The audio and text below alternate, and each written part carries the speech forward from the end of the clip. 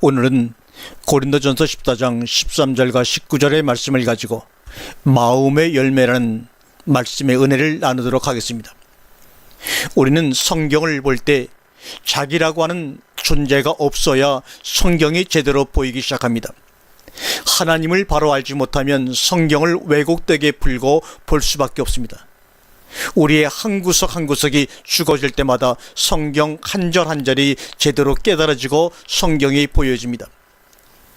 여러분은 부활을 신앙적으로 믿습니까? 이 말은 신앙적으로 믿기는 믿습니다. 신앙적 이꼴 비현실적, 그 결과 그러니 무조건 믿어라, 언젠가는 믿게 될 거야, 아니면 현실적으로 생활하여 삶과의 관계가 있습니다. 부활, 영생, 구원은 믿으라고 하는 것이 아닙니다. 믿으라고 믿어지는 것도 아닙니다. 삶에 적용을 하라는 것입니다. 비현실적인 것이 자기 감동에 녹아나느냐, 아니면 하나님의 감동에 빠지는 것인지, 하나님 나라 안에 날짜와 시간은 없습니다. 성경은 하나님의 약속의 성취가 우리에게 보여지는 것이고 우리를 통해서 이루어지는 것입니다. 하나님의 말씀이 우리의 자아를 뜯어 없애버리고 그 자리에 말씀이 안착하는 것, 이것이 바로 영입니다. 그러나 그것보다도 차라리 내가 노력하고 헌신하는 게 낫다, 이것이 바로 요즘 성도들의 모습입니다. 그러나 그렇게 해갖고는 마지막은 아무것도 남는 것이 없습니다. 미래는 현재라는 징검다리를 반드시 짚고 건너가야 합니다. 하나님의 나라는 존재입니다. 어느 장소가 아닙니다. 성경은 한 번도 미래 부활을 얘기한 적이 없습니다. 만약에 미래 부활을 얘기한 적이 있다고 하면 여러분이 그 성경을 저에게 한번 보여주시기를 바랍니다. 성경에서 부활은 종의 부활인가 태의 부활인가? 종자는 같으나 태, 모습은 틀릴 수도 있습니다. 엠마오로 가는 예수님을 제자들이 알아보지 못한 것과 마찬가지입니다. 신앙적, 비현실적 미래부활, 그러므로 그때까지 믿어라고 우리에게 강요합니다. 그러나 참신앙은 현재부활 사실적 적용을 합니다. 동고동락 상호 내주하는 것이 바로 참된 신앙입니다. 우리가 성경을 논하기 전에, 성경을 따지기 전에, 신앙생활을 하려고 바삐 움직이기 전에 하나님부터 아셔야 합니다. 그러면 하나님은 첫 번째로 하나님은 영이십니다.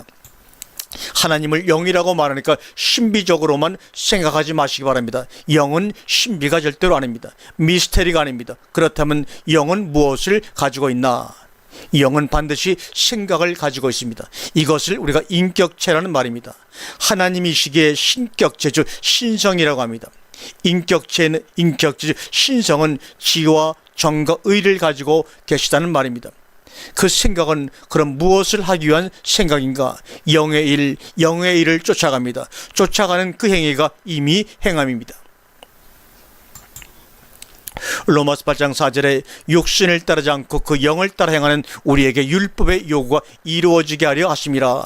행하는 페리파테오, 이 뭡니까? 주변에서 맴도는 겁니다. 이것을 바로 우리가 묵상이라고 하는 것입니다. 그러므로 육신을 따르지 않고 그 영을 따라 행하는 페리파테오는 바로 말씀을 묵상하는 겁니다. 말씀을 묵상하게 되면 그 말씀이 우리를 끌고 가는 것이지 우리의 행함이 말씀을 끌고 가서 완성시키는 것이 아닙니다.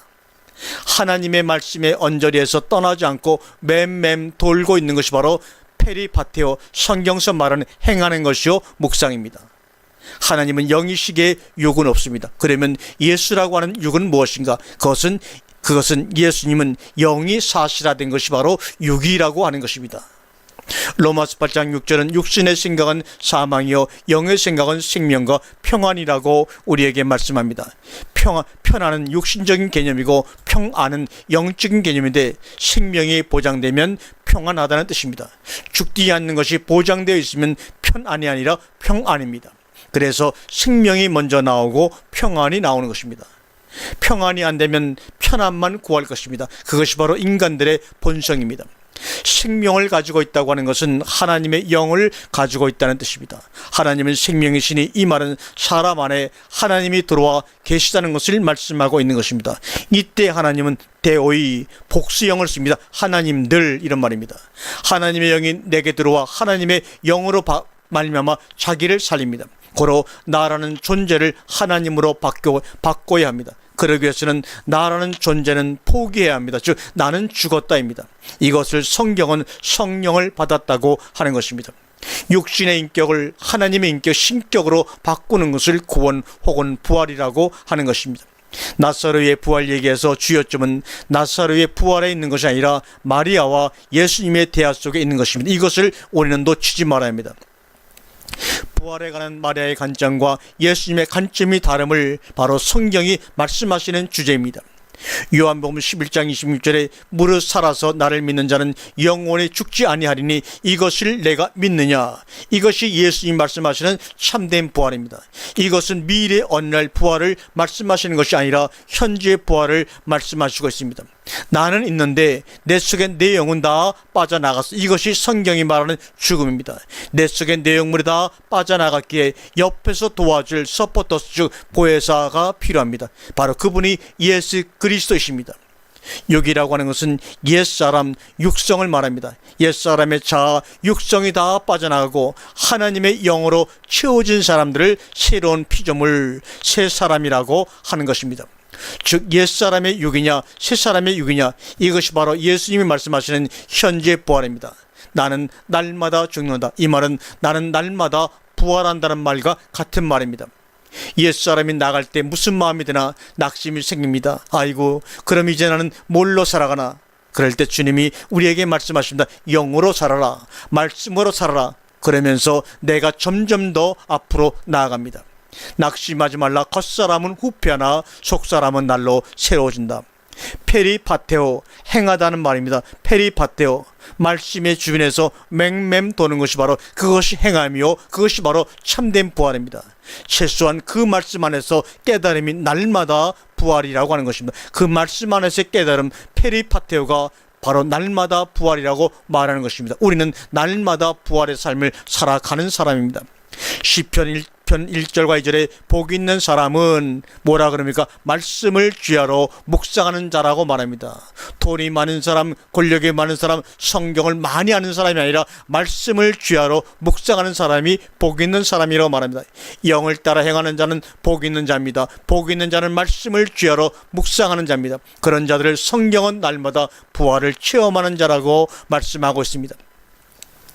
시간이라는 제한된 속에 있으나 시간 밖에서 살아가는 자들이 바로 부활신앙을 자기야하면서 살아가는 자들로서 세상이 능히 감당치 못하는 자들입니다. 고린도서 7장 10절에 하나님의 뜻대로 하는 근심은 후회할 것이 없는 구원에 이르게 하는 해결을 이루는 것이라고 말합니다. 세상 근심은 그러나 사망을 이루죠. 당신의 현재 편안을 평안으로 착각하지 마시기 바랍니다. 영의 사람은 말은 내가 하는데 그 내용은 하나님의 영의 내용을 가지고 말하는 사람들입니다.